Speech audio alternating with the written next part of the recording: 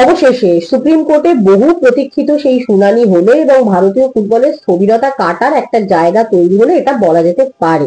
আজকের ভিডিও মূলত এই মামলা নিয়েই আলোচনা হবে, কারণ ভারতীয় ফুটবলের সঙ্গে যুক্ত প্রত্যেক ব্যক্তির নজর ছিল এই শুনানির দিকে। কারণ আমাদের দেশের ফুটবলের ভবিষ্যৎ এবং আরো স্পেসিফিক্যালি বলতে গেলে আইএসএল এর ভবিষ্যৎ অনেকটাই নির্ভর করছিল এই মামলার উপর।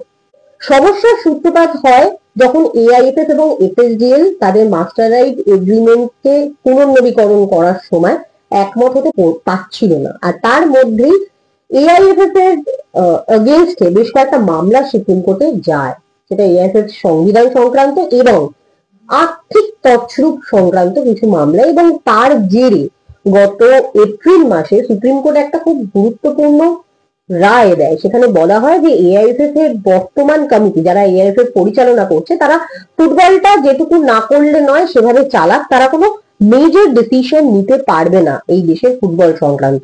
এবার এটা খুব স্বাভাবিক ব্যাপার, একটা এমআরএ যেটার উপর আগামী বেশ কয়েক বছরের জন্য ভারতীয় ফুটবল ডিপেন্ডেন্ট হতে চলেছে, সেটা একটা মেজর ডিসিশন।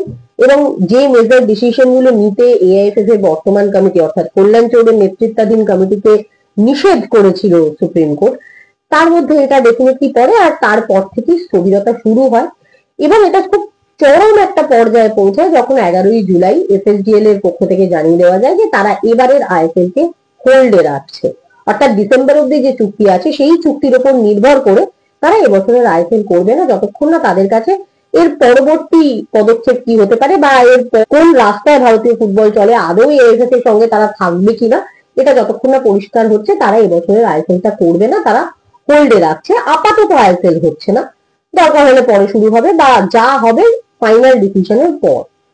এবং ন্যাচারালি এই সময় থেকে অস্থিরতাও শুরু হতে থাকে, যে কারণে আমরা দেখেছি যে ডুরান কাপে অর্ধেক টিম আইএসএল এর অংশগ্রহণ করেনি। এবং আইএসএল এর এই ফ্র্যাঞ্চাইজি গুলোকে নিয়ে পরবর্তীকালে কল্যাণ চৌবে মিটিং করেন, তিনি সুপার কাপের একটা প্রস্তাব দেন যে যতক্ষণ আইএসএল শুরু হচ্ছে সুপার কাপটা তোমরা খেলো।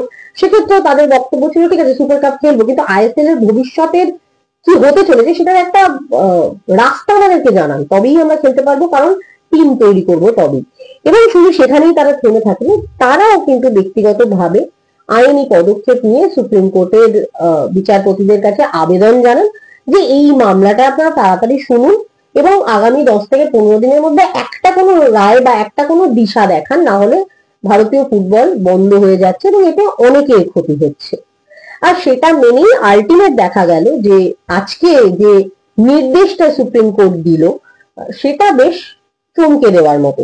কেন চমকে দেওয়ার মতো? কারণ এত সহজ সরল জলরব তলরং ব্যাপারটা এলো, তা থেকে মনে হলো যে এতদিন এটা আটকেই বা ছিল কেন। 22শে অগস্ট পিএস নরসিমা এবং জাস্টিস জয়মাল্য বাগচির বেঞ্চে এই মামলাটা ওঠে এবং তারা এটা শুনে খুব সহজ সরল একটা নির্দেশ দেন যে এআইএফএফ এবং এফএসডিএল তোমরা নিজেদের মধ্যে আলোচনায় বসো এবং তোমরা মাস্টার রাইট এগ্রিমেন্ট নিয়ে একটা সিদ্ধান্তে উপনীত হও এবং তোমরা এই মাস্টার রাইট এগ্রিমেন্টটা সাইন করো। একই সঙ্গে এই মামলার পরবর্তী শুনানিও খুব তাড়াতাড়ি দেওয়া হয়েছে 28শে অগস্ট, আগামী 6 দিনের মধ্যে। এই জন্যই বললাম যে বিষয়টা একটু চমকে দেওয়ার মতো, কারণ এপ্রিল মাসে সুপ্রিম কোর্ট যে রায়টা দিয়েছিল তার সঙ্গে যদি আমরা এই 22শে অগস্টের নির্দেশটাকে মেলাই তাহলে বিষয়টা কোথাও না কোথাও পুরো ইউটার্ন মনে হবে। কারণ যে এআইএফএফ কে কোনো রকম মেজর ডিসিশন নিতে সুপ্রিম কোর্ট বারণ করেছিল সেই এআইএফএফ কে কিন্তু তারা সব থেকে ইম্পর্টেন্ট ডিসিশনটা নেওয়ার পারমিশন তার মানে দিয়ে দিল, অন্তত সেই বিষয়টা নিয়ে আলোচনা করার পারমিশন দিয়ে দিল। এরপর এফএসডিএল এবং এআইএফএফ বসে আলোচনা করে একটা ডিসিশনে আসবে এবং সেটাও ডেফিনেটলি 28শে অগস্টের মধ্যে তারা কোর্টকে জানাবে এবং তারপর সেখান থেকে আবার কিছু প্রসিডিওর হবে। But what ever it is, master right agreement সাইনের ব্যাপারে তো সুপ্রিম কোর্ট নির্দেশ দেবে না বা চুক্তির শর্ত তো তারা তৈরি করে দেবে না, শর্ত এরা দুজন মিলেই করবে, অর্থাৎ এফএসডিএল এবং এআইএফএফ। এবার সেই কাজটা তারা করে ফেলতে পারবে। আজকের রায়ের পর আমরা কি এই কথাটা বলতে পারি যে তাহলে সমস্যা মিটে গেল, আইএসএল হতে চলেছে? এখনই এতটা বলার জায়গা কিন্তু আসেনি, এটা স্পষ্ট বলে দিলাম। হ্যাঁ হয়ে যাবে এটুকু বলা যেতে পারে, কিন্তু হয়ে গেল বলার জায়গা আসেনি। তার কারণ এটা মাথায় রাখতে হবে যে এই কোর্ট মামলা, সুপ্রিম কোর্টের বারণ করা, এআইএফএফ কে কোনো মেজর ডিসিশন নেওয়া, এই সবকিছুর আগে থেকেই কিন্তু এফএসডিএল এবং এআইএফএফ এর মধ্যে এই চুক্তি নিয়ে আলোচনা চলছিল এবং তারা চুক্তির পয়েন্টগুলো সহমত হতে পারছিল না। কোন কোন পয়েন্টটা হতে পারছিল না এই নিয়ে একাধিক ভিডিও হয়েছে, আর সেগুলোকে নিয়ে ডিটেলে বলছি না, বাট তার মধ্যে মেইনলি আর্থিক ডিল যেটা ছিল, যেটা ফিনান্সিয়াল ডিল ছিল, সেই জায়গাটায় একটা সমস্যা ছিল, যে সেই জায়গাটা এআইএফএফ রাজি হচ্ছিল না। কারণ যে সরাসরি টাকাটা দেওয়া হতো প্রতি বছর এফএসডিএল দিত এআইএফএফ কে, সেইটা সরাসরি তারা দিতে রাজি ছিল না। এবং একই সঙ্গে তারা সেই টাকাটা যারা ফ্র্যাঞ্চাইজি তাদের মধ্যে, মানে ব্যবসাটা তাদের সাথে মেনলি বুঝে নেওয়ার একটা জায়গা তৈরি হয়েছিল, সোজা কথায় বলতে গেলে যা বোঝায়। এবং একই সঙ্গে আর একটা খুব গুরুত্বপূর্ণ বিষয় ছিল, যেটা না বললেই হয়, সেটা হচ্ছে যে এই রেলিগেশন প্রমোশন, এই জায়গাটায় এফএসডিএল রেলিগেশনটা কিছুতেই মেনে নিতে পারছিল না। তারা বলছে রেলিগেশনটা হবে না। এই জায়গাটা নিয়ে নেগোসিয়েশন হয়নি, এই নেগোসিয়েশনের জায়গাগুলোই আটকে ছিল মূলত, এর বাইরেও আরো অনেক কিছু পয়েন্ট ছিল। এবার কথা হচ্ছে, এখন এই সমস্যাটার সমাধানটা তো হচ্ছে না, কারণ যে জায়গাটা নিয়ে আর্গুমেন্ট ছিল, যে জায়গায় মতের মিল হচ্ছিল না, সেটা কিন্তু রয়ে গেল, সেটা থাকলো না আর, বা সেই সমাধান সূত্রটা এক্ষুনি বেরিয়ে আসবে এই তো কোর্টের নির্দেশের জন্যই অপেক্ষা করছিলাম, এমনটা নয়। কিন্তু যেটা হলো সেটা হচ্ছে সুপ্রিম কোর্টে বলটা আর রইলো না, এবার কিন্তু বলটা সরাসরি এসে গেল এআইএফএফ এর। এআইএফএফ আর সুপ্রিম কোর্টের কোনো দোহাই দিতে পারবে না, যে দেখুন, যেটা এতদিন ধরে তারা বলছিলেন যে সুপ্রিম কোর্ট না বললে তো আমি কোনো ডিসিশন নিতে পারছি না, আপাতত তাহলে সুপার কাপটা খেলেন, বা এরকম ভাবে যে চলছিল বিষয়টা, সেটা আর চলার জায়গা রইলো না। নাও এআইএফএফ কে একটা ডিসিশন নিতে হবে এগ্রিমেন্টের ব্যাপারে, তাদের এফএসডিএল এর সাথে সহমত হতে হবে। এইবার বিষয় হচ্ছে যে তাহলে কি এখন চুক্তির শর্তগুলো যেখানে যেখানে আটকাচ্ছিল সেই সমস্যাটাও মিটলো না, সেটা বসে আলোচনার মাধ্যমে মেটাতে হবে। তবে একটা কথা এই প্রসঙ্গে বলা যেতে পারে, সেটা হচ্ছে যে আইএসএল এর ফ্র্যাঞ্চাইজি গুলো, মূলত 11টা ফ্র্যাঞ্চাইজি, আমি মোহনবাগান, ইস্ট বেঙ্গল এবং হ্যাঁ মোহামেডানকেও বাদ রেখে বলছি, যে তারা যে জেস্চার দেখিয়েছে, তারা যে ভাবে এই বিষয়টাকে নিয়েছে, এবং যতটা অ্যাডামেন্ট হয়েছে, যতটা অ্যাগ্রেসিভলি বেশ কয়েকটা ফ্র্যাঞ্চাইজি নিজেদের অপারেশন বন্ধ করে দিয়েছে, সেই দিক থেকে দেখতে গেলে আইএসএল না হলে বা এফএসডিএল না থাকলে এই সমস্ত ফ্র্যাঞ্চাইজি গুলো কিন্তু ভারতীয় ফুটবলের সঙ্গে থাকবে না কোথাও একটা।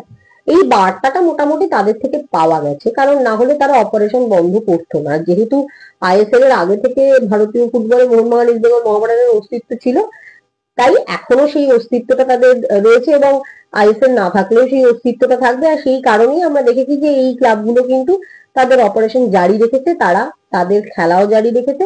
হ্যাঁ, একটু বুঝে শুনে পা তো ডেফিনেটলি ফেলেছে, কারণ পরিস্থিতি কি হচ্ছে, বাজেটটা তো একটা ব্যাপার, আইএসএল হলে বাজেটটা একটা জায়গায় যায়, আইএসএল না হলে বাজেটটা আর একটা জায়গায় থাকে। তো সে কথা মাথায় রেখে সেইভাবে তারা দল ঘোষণা করেছে, তারা একটা ডিসিশনে পৌঁছেছে। কিন্তু বাকি যে 11টা দল, তারা কিন্তু তাদের এই অসহিষ্ণু মানসিকতা পরিচয় দিয়েছে, এবং তারা পরিষ্কার এটা মানে কোথাও না কোথাও হাবে ভাবে বুঝিয়ে দিয়েছে যে either ISL or they will not continue. এই জায়গাটা তাদের বক্তব্যে কোথাও একটা পরিষ্কার হয়ে গেছে, এবং সেই বিষয়টা ডেফিনেটলি এআইএফএফ বুঝতে পেরেছে। কারণ এই যে 11ই জুলাই এফএসডিএল বলে দিল যে তারা আইএসএলটা হোল্ড করছে আপাতত, এখনই আইএসএল তারা অর্গানাইজ করছে না, এবং তারপর যে রিয়াকশন দেখতে পাওয়া গেল ফ্র্যাঞ্চাইজি গুলোর তরফ থেকে, সেটা ডেফিনেটলি এআইএফএফ কে ভাবাবে। কারণ end of the day top tyre লিগে এরাই তো চালিকা শক্তির জায়গায় রয়েছে, সেটাকে তো রাতারাতি বদলে ফেলা সম্ভব না। তো সেক্ষেত্রে এআইএফএফ এর কোথাও একটা সহিষ্ণু হওয়ার প্রয়োজনীয়তা বেড়ে গেল মনে হয়, এবং সেই মতো তারা এবার বিষয়টাকে ডিল করবে সেইভাবে। কারণ এটাও শুনেছিলাম যে শেষের দিকে কোথাও একটা ইংরাজি হয়েই গেছিল এআইএফএফ এফএসডিএল এর যাবতীয় শর্তেই। এখন দেখার যে এই জায়গায় দাঁড়িয়ে তারা আবার নতুন করে কি নেগোসিয়েশন করতে পারে। তবে হ্যাঁ, এটুকু বলা যেতে পারে যে আগামী 3-4 দিনের মধ্যে আইএসএল হচ্ছে কি হচ্ছে না, এবং মাস্টার রাইট এগ্রিমেন্ট কিভাবে কি হচ্ছে, সেটা পরিষ্কার হয়ে যাবে। কারণ এই মুহূর্তে আর না বলার জায়গায় কেউ নেই, কারণ তাহলে বছরটা নষ্ট হবে। সেটা হওয়া উচিত কি উচিত না, এএফএফ এর কি করা উচিত না উচিত, সেটা আপনারা আমাদেরকে কমেন্ট বক্সের মধ্যে জানাতে পারেন। এই বিষয়ে আমরা কোনো ভার্ডিক্ট তো দিতে পারি না, আমরা পরিস্থিতিকে সামনে তুলে ধরতে পারি। তো পরিস্থিতি এটাই। এবার ডেফিনেটলি এফএসডিএল এবং এআইএফএফ এর মধ্যে মিটিং হবে, এবং আগামী 28শে অগস্টের শুনানির আগে একটা ছবি আমাদের কাছে পরিষ্কার হয়ে যাবে, এটা বলা যেতে পারে। আজকের ভিডিওটা এর মধ্যেই সীমাবদ্ধ রাখি। আরো বিশেষ কিছু বিষয় থাকবে, সেগুলো অন্য ভিডিওয়ে না হয় কথা বলা যাবে। এই ভিডিওটা কেমন লাগলো আমাদের অবশ্যই জানাবেন কমেন্ট বক্সের মাধ্যমে, এবং ভালো লেগে থাকলে লাইক করুন, শেয়ার করুন, আর সাবস্ক্রাইব করুন আমাদের চ্যানেল অলস টিভিতে।